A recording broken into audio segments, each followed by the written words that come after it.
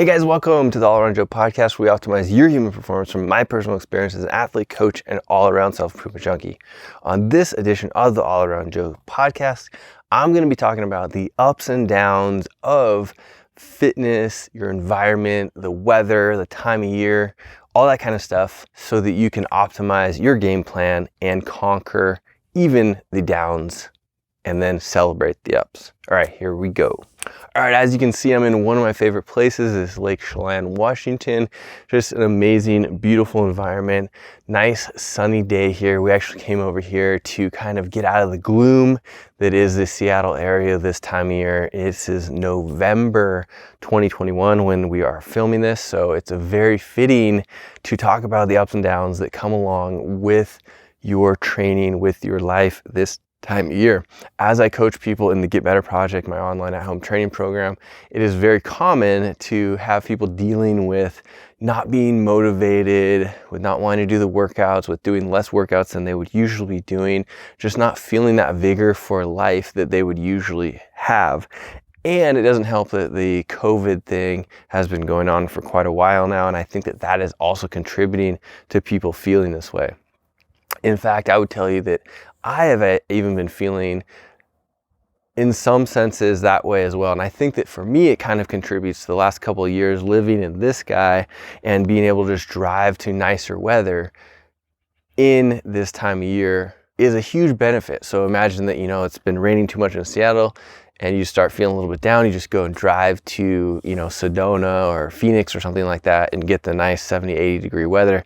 And it kind of reinvigorates you for what you're trying to do outside of what the environment is providing you, right? So it can be really hard if you've noticed that you're feeling down. Take a look and see what might be contributing to that in the environment. Have you not had enough sun exposure? As you can see, I have not, because I'm so pasty white right now.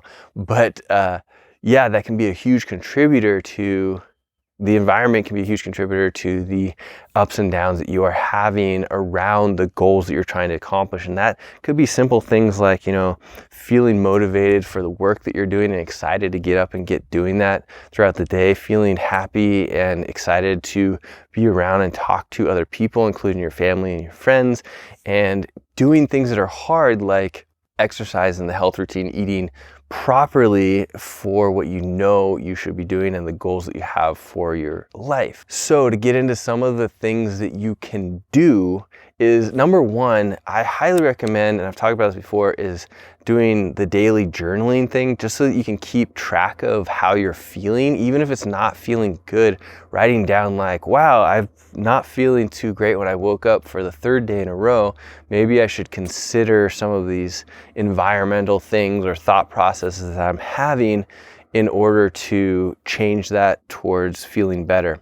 And it can be literally as simple as identifying that first, but you need to be the person to identify it so that you can go down that road of playing scientist and figuring out what might be the factors that are going into you not feeling so great. It could be, like I said, as simple as getting into the sun and getting out of the gloomy, lack of vitamin D environment that you are in. Hopefully you have the ability to do that. Even in a place like Seattle where it's incredibly gloomy, we might have one day a week that is super nice out, or at least like the sun comes out. And when that happens, you need to get out in it as much as possible, get as much skin exposure as possible. Even if it's cold, work outside and be in that sunny environment to kind of try and recharge your batteries as much as you possibly can. If you have the ability to do it and you can work remotely, whatnot, plan and schedule a trip to go someplace to the sun and see if that makes you feel better. It could be just a change of environment this time of year too, is that like it, not even just the weather, but like, yeah, I got into a different environment. And if that's the case, you could go and try and work at a coffee shop, or, go into the office, or just switch up the environment, try one of these, working, what do they call them?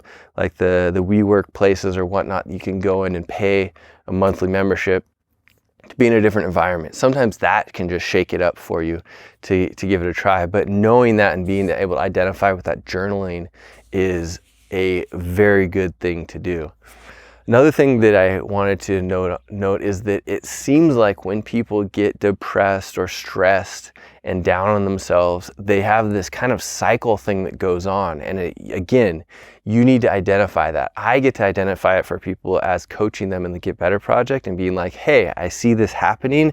And a lot of times they don't even see that it happens. So you get stressed, let's say that work comes crazy at you, or you have some, environmental things that are going on that make you feel kind of down or depressed or stressed or whatnot.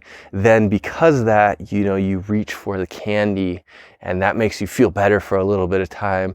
And because of that, you don't really feel like working out because you're tired from all this stress and whatnot. So you don't work out. So now you're, stressed from work, then you're causing more stress to your body, you're eating, and then you're not doing the positive stress in the working out. So you have this circle of things, and then you need to realize that stress is actually combated or made better by eating healthy, by working out. Then the stress feels better. So you have these options of like, all right, I'm stressed, I'm going to go to these things that make me feel better immediately, or these things that make me feel better immediately, but I feel like I don't want to do them because I'm stressed. But you have to overcome, or like I've been telling people, you got to run through that barrier, that wall, towards the things that are going to be better for you, like the workouts, like the positive eating, like the positive environmental change. You got to jump into that direction to make you get out or through that barrier or whatever it feels like for you. So I would highly recommend that it all starts from identifying and then making the change and the jump towards that different thing that is going to put you into combating these downs that we're talking about to get you back to the ups. Now, it's not going to completely eliminate the stress or, change the environment if you can't get out of it for you, but there's little things that you're working towards to get to more of those ups. And identify, because then you re-identify, all right, that workout, I did a workout yesterday, I woke up, it felt a little better today. I ate really well yesterday. All right, I felt pretty good. I made sure I got all my protein and my water in. Oh, that felt pretty good. So all these other things require that you're tracking. I always tell people, you're not going to improve anything unless you're tracking it, because then you don't know if you've improved anything. You have to be keeping this scorecard, and it's not competitive, it's just keeping a scorecard so that you know what you are doing. Because if you don't know what you're doing, then what are you doing, right? If I go to the gym and I don't keep track of anything, then I don't know if I'm getting better.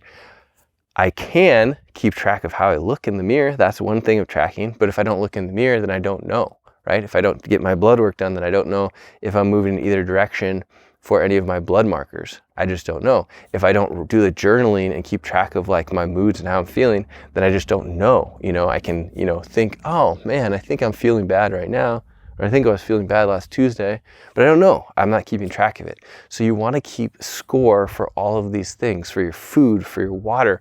Water is a big one. I actually had this brought up by somebody today in a check-in. I have kept track of how much water I've been drinking every single day for probably like 10 years. I use the Waterlogged app, but you can use any app that you have. Some of your watches will even keep track of it for you. I was using a Garmin watch a while back, a couple of years ago now, I think, that had a really nice water tracking feature right on it, and it sync up with the app and everything. Unfortunately, my Garmin now does not do that, but using any kind of app that you have in order to keep track is vital. And the truth is that if you think about it, what do you die from the quickest in this world, right? Air. If you stop breathing, that will kill you the quickest.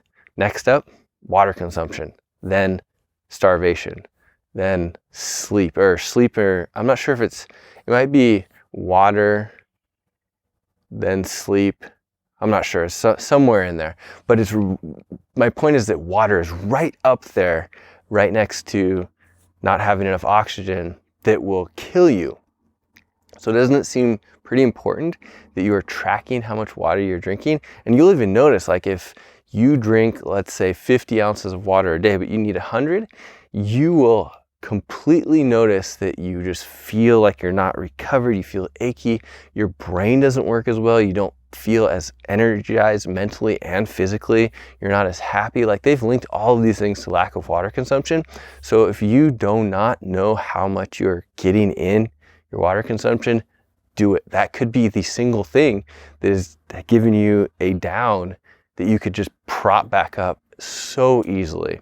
Now, don't make any excuses about like, oh, I'm gonna have to go to the bathroom more often. Who cares? Like, make that part of your normal routine. I live in a freaking van. How hard do you think it is for me to find places to go to the bathroom? I just go to the bathroom over there.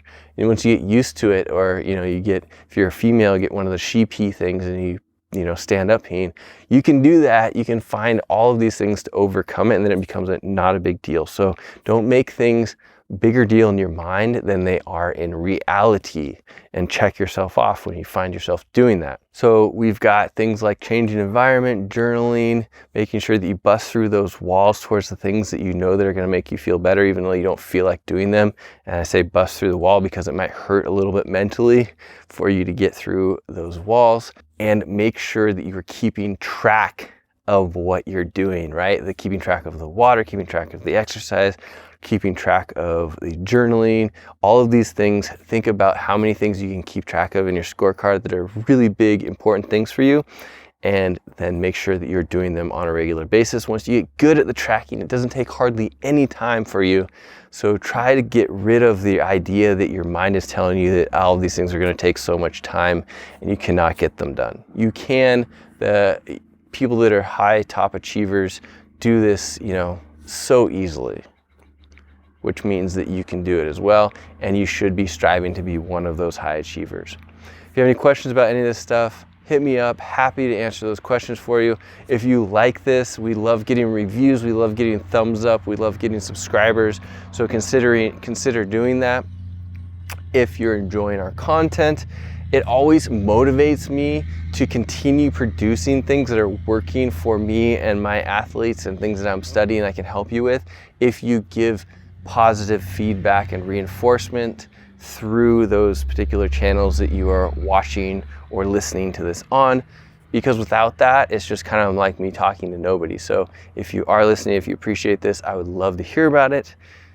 And I would love even more if you shared it with people, because I need to get a big breakthrough on this one. All right, guys, there you have it. Hope you enjoyed this, and I will see you on the next podcast.